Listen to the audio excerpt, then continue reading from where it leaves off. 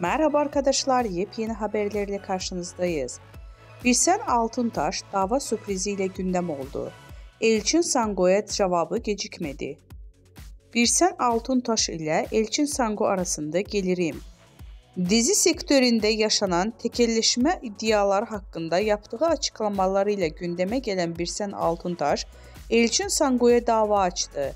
İkili arasında yaşanan atışmalardan sonra Elçin Sango Birsel Altuntaş'a gerilmişti. Elçin Sango Birsel Altuntaş'a sürpriz yapacağını söyleyerek kavganın fitilini ateşlemişti. Daha sonra belgelerle konuşan Elçin Sango bu durum üzerine iki sürpriz daha yaptı. Sosyal medya hesabından Altuntaş'a dava açtığını duyurdu. Birsen Altuntaş'tan cevap. Ünlü oyuncu Elçin Sango dün sana iki sürpriz daha var diyerek Altuntaş'a dava açtığını ilan etmişti. Birsel Altuntaş seninle son kez muhatap oluyorum diyerek dava açmıştı.